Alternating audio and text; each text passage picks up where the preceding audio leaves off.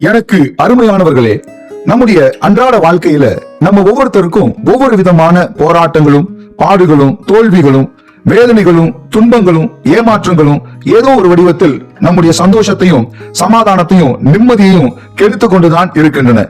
காரணம், நம்மையும் நம்மை சுற்றி இருக்கும் மனிதர்கள், நம்முடைய படிப்பு, பணம், பதவி, சாமர்த்தியம், ஸ்டேட்டஸ், குடும்ப பின்னணி என்று இப்படி உலகத்தையும் உலகத்துல உண்டான யாவற்றின் மேலும் நாம் நம்முடைய நம்பிக்கையை வைத்திருப்பதே மிக முக்கிய காரணமாக இருக்கின்றன. நாமும் சரி, நம்மை சுற்றி இருக்கும் மனிதர்களும் சரி, ஒரு அளவுக்கு மேல நமக்கு உதவ முடியாது. காரணம், நாம் யாவரும் குறை உள்ளவர்கள், நிலையற்றவர்கள், பலவீனமானவர்கள்.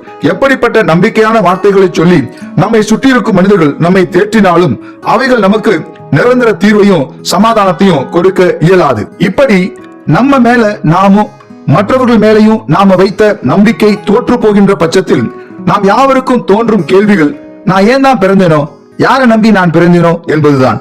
இப்படியாக வாழ்க்கை கடினமாகும் போது நாம் சோர்வடைந்து நம்பிக்கை அற்றவர்களாக மாறி போகின்றோம். இது நம்மை மறக்கப்பட்டவர்களாகவும் தனிமையாகவும் உணர செய்யலாம். ஆனால் பரிசுத்த தேவனோ நம்மை ஒருபோதும் மறப்பதும் இல்லை, நம்மை தனியாக விடுவதும் இல்லை. நாசியில் சுவாசம் உள்ள மனிதனை நம்புவதற்கு அவன் எம்மாத்திரம். மனிதர்கள் மாறக்கூடியவர்கள், ஆனால் பரிசுத்த தேவனாகிய இயேசுவோ நேற்றும் இன்றும் என்றும் மாறாதவர். மனிதர்களை நம்புவதை பார்க்கலும் பரிசுத்த தேவனாகிய கர்த்தரை நம்புவதே நல்லது. பரிசுத்த தேவனாகிய கர்த்தர் மேல் நம்பிக்கை வைத்து கர்த்தரை தன் நம்பிக்கையாக கொண்டிருக்கின்ற மனிதன் பாக்கியவான்.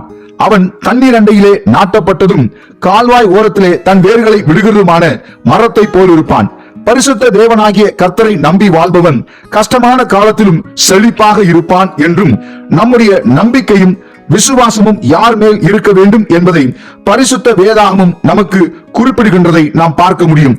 இப்படித்தான் இயேசு தன்னுடைய பிதாவாகிய பரிசுத்த தேவனுடைய அன்பையும், பாவ மன்னிப்பு, நித்திய ஜீவன் மற்றும் பரலோக ராஜ்யத்தின் நற்செய்தியை போதித்ததோடு மட்டுமல்லாமல் பிசாசுகளை துரத்தவும், வியாதிப்பட்டவர்களுக்கு சுகமளிப்பதும், இப்படி பல அற்புதங்களையும் அடையாளங்களையும் தான் வாழ்ந்த நாட்களிலே செய்து கொண்டிருந்த சமயத்தில் ஒரு பெண் 12 வருடங்களாக பெரும்பாடு, அதாவது தொடர்ச்சியான இரத்தப்போக்கு நோயினால் அவதிப்பட்டு வந்தாள். அவள் அநேக மருத்துவர்களிடம் பலவிதமான மருத்துவ சிகிச்சைகளை செய்தும் தன்னிடம் இருந்த எல்லாவற்றையும் செலவழித்தும் சற்றாகிலும் குணமாகாமல் இரத்தப்போக்கு அவளுக்கு நிற்கவில்லை.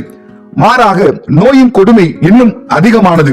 அந்த நாட்களில் இரத்தப்போக்கு உள்ள பெண்கள் தீட்டானவர்களாக கருதப்பட்டதால் அந்த பெண் சமுதாயத்திலிருந்தும் ஆலய வழிபாட்டிலிருந்தும் ஒதுக்கி வைக்கப்பட்டிருந்தாள். இப்படியாக எல்லாவற்றையும் நம்பி ஏமாந்து எல்லா நம்பிக்கையும் இழந்து போனவளாய் உடல் அளவிலும் மனதளவிலும் அனுபவித்த பாடுகளினால் இவளின் மனதும் சரீரமும் மிகவும் பலவீனப்பட்டு இருந்தது. இத்தருணத்தில் இந்த பெண் இயேசு கிறிஸ்துவை பற்றி கேள்விப்படுகின்றாள். கேள்விப்பட்ட மாத்திரத்தில் அவளுடைய உள்ளத்தில் அசைக்க முடியாத ஒரு நம்பிக்கையும் விசுவாசமும் உருவாகின்றது. நான் இயேசுடைய ஆடையாகிலும் தொட்டால் சுகமாவேன் என்று தன் உள்ளத்திலே விசுவாசத்தோடு சொல்லிக் கொண்டே இருக்கின்றாள். அந்த சமயத்தில் இயேசு ஜன கூட்டத்தின் நடுவே சென்று கொண்டிருந்த போது எதையும் எவரையும் பொருட்படுத்தாமல் இந்த பெண் ஜன கூட்டத்திற்குள் நுழைந்து அவள் தன் உள்ளத்திலே சொல்லிக் கொண்டே இருந்த விசுவாச வார்த்தையின்படி, நான் இயேசுடைய ஆடையாகிலும் தொட்டால் சுகமாவேன் என்று சொல்லிக் கொண்டே இயேசுவின் ஆடையின் ஓரத்தை தொடுகின்றாள். தொட்ட மாத்திரத்தில் உடனே அவருடைய இரத்தப்போக்கு நின்று தான் அந்த நோயிலிருந்து குணமடைந்ததை தன் சரீரத்தில் உணர்கின்றாள்.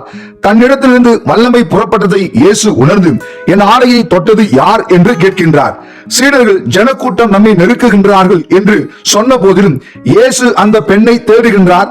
அந்த பெண் பயந்து நடுங்கி நடந்த உண்மையை இயேசுவிடம் சொல்லுகின்றாள்.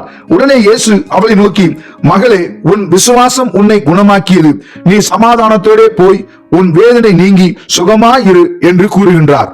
இந்த சம்பவத்தில் அநேக மருத்துவர்களும் பலவிதமான மருத்துவ சிகிச்சைகளை செய்தும் தன்னிடம் இருந்த பணத்தை எல்லாம் செலவழித்தும் குணமாகாமல் நம்பிக்கை அற்றவளாய் இருந்த சமயத்தில் அவருடைய நம்பிக்கையும் விசுவாசமும் இயேசுவின் மேல் ஏற்பட்ட மாத்திரத்திலே 12 வருடங்களாக அவளை தொடர்ந்து வேதனைப்படுத்திக் கொண்டிருந்த இரத்தப்போக்கு நின்று அவள் குணமானதை நாம் காண முடிகின்றது.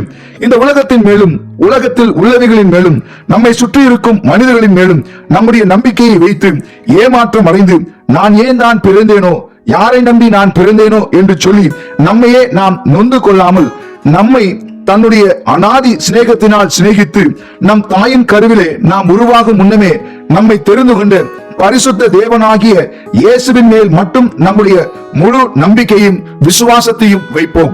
இப்படியாக நாம் தேவன் மேல் முழு நம்பிக்கையையும் விசுவாசமும் கொள்ள பரிசுத்த தேவனுடைய ஆவியானவரின் உதவியை நாடுவோம்.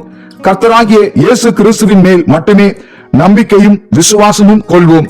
இப்படியாக நாம் பரிசுத்த தேவன் மேல் கொள்ளும் விசுவாசம் நம்மை எல்லா இக்கட்டுகளில் இருந்தும் விடுவித்து காத்துக்கொள்ளும். நாம் ஆசீர்வாதமாய் இருக்கவும் நமக்கு உதவி செய்யும். இக்காணொலியில் இறுதி வரை கண்டும் கேட்டும் உணர்ந்தவைகளை தங்களின் அன்றாட வாழ்வில் கைகொள்ளப் போகின்ற உங்கள் யாவரையும் பரிசுத்த தேவனும் உயிர் தெழுந்த ஆண்டவருமாகிய இயேசு கிறிஸ்து அளவில்லாமல் ஆசீர்வதிப்பாராக.